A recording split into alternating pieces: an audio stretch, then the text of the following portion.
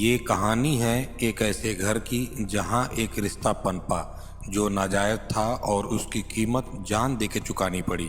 यह रहस्य है एक खामोश हत्या का जिसके पीछे छिपा था प्यार, धोखा और एक खतरनाक साजिश। यह कहानी है एक ऐसी लेडी कांस्टेबल की जिसकी बड़ी बेरहमी से हत्या कर दी गई। इस सनसनीखेज वारदात को सुन सभी सन्न रह गए।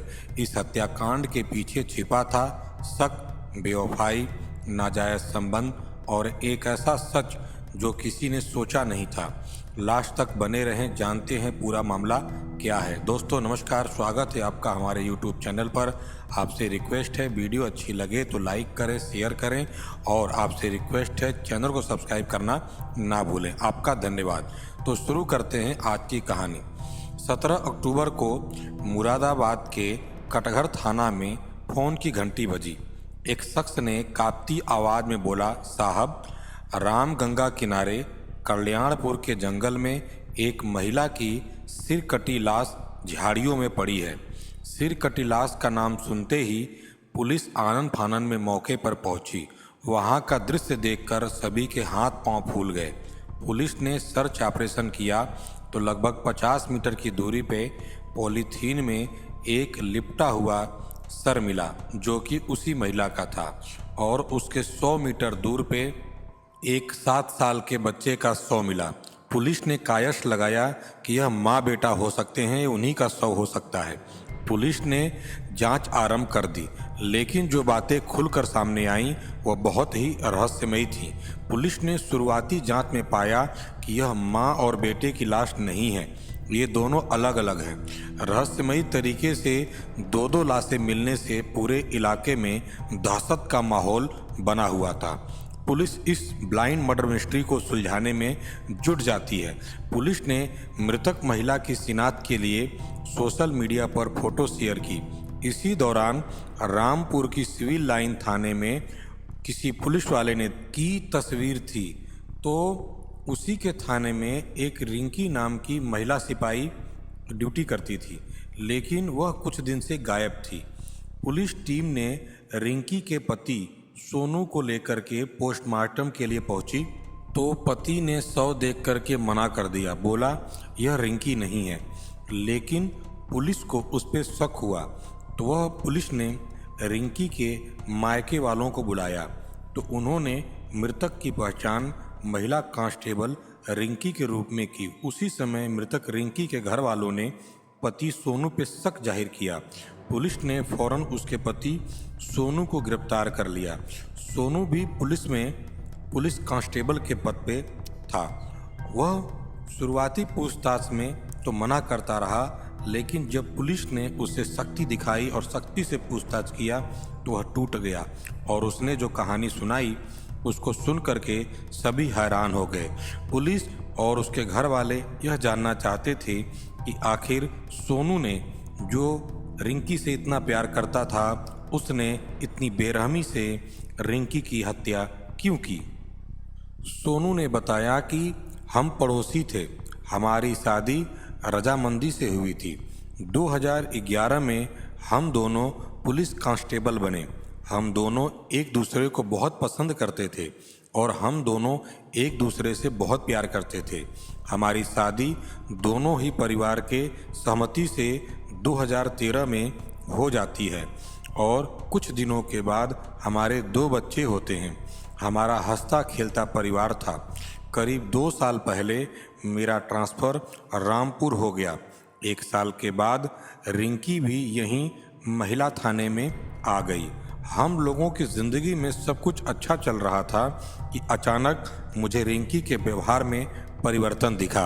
वह अपने ही गांव के एक लड़के ओमपाल से लंबी लंबी बातें कर रही थी। 7वीं फेल ओमपाल शराबी और आवारा है। पता नहीं रिंकी ने क्या देखा उसमें, वह पूरी तरह से उसके चंगुल में फंस गई थी। वह बच्चों और पति से ज़्यादा ओमपाल को तवज्जो देने लगी थी। सोनू ने सोचा कि वह रिंकी के मायके का है, हो सकता है कुछ लगा हो गया, इसलिए वह नज़रअंदाज करता रहा। लेकिन सोनू को जल्द ही एहसास हो गया कि रिंकी और ओमपाल का मामला कुछ और ही है। रिंकी और ओमपाल आपस में अवैध संबंध बनाते थे।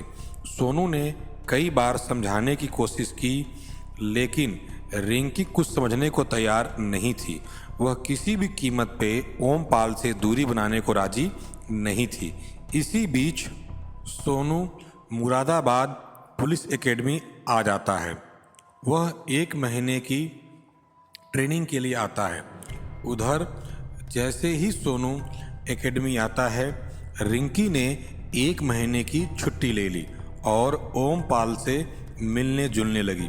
उसी समय जब सोनू ट्रेनिंग से लौटा तो रिंकू को ओमपाल के साथ आपत्तिजनक स्थिति में देख लेता है।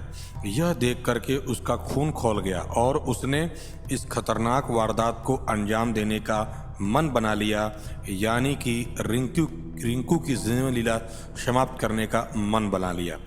इसमें उसने अपने बहनोई ब्रजपाल उर्फ बंटी की मदद ली। 14 अक्टूबर की रात इस खतरनाक वारदात को अंजाम दिया गया। बंटी ने रिंकी का हाथ पैर पकड़ा और सोनू ने उसकी गर्दन पर धारदार चाकू से हमला कर दिया और तब तक हमला करता रहा जब तक कि रिंकी का सिर उसके धड़ से अलग नहीं हो गया। उसके सर पर जैसे खून सवार था। उसने रिंकी के चेहरे को जला दिया जिससे उसकी शिनाख्त ना हो पाए।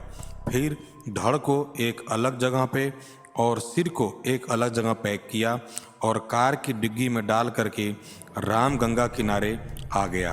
रामगंगा किनारे जैसे ही वो बॉडी को फेंकता है, उसे लगता है कि डेड बॉडी पानी में चली गई, लेकिन डेड बॉडी वहीं झाड़ियों में फंस करके रह गई किनारे के ऊपर। फिर 50 मीटर दूर जा कर के जो प्लास्टिक में उसका सर था उसको भी वो फेंकता है। अंधेरा होने के चलते और हबड़ाहट के चलते वो सही से फेंक नहीं पाता और उसका सर भी वहीं झाड़ियों में फंस जाता है। सोनू को लगा किसी को पता नहीं चलेगा, सब अलग अलग बह गया होगा, लेकिन 3 दिन बाद पुलिस को डेड बॉडी हाथ लग गई। रिंकी के हाथ पर ओम का निशान बना था, जिससे उसकी मां ने उसका शिनाख्त कर दिया और रिंकी के कत्ल के जुर्म में उसके पति सोनू और बहनोई ब्रजपाल को पुलिस ने गिरफ्तार कर लिया और उसको जेल भेज दिया और उनके ऊपर सख्त कार्रवाई शुरू कर दी। इस हत्याकांड ने पूरे रामपुर को हिला के रख दिया। रिश्तों में शक और बेवफाई का ये खेल कब खत्म होगा कोई नहीं जानता। तो दोस्तों, ये थी आज की सच्ची कहानी।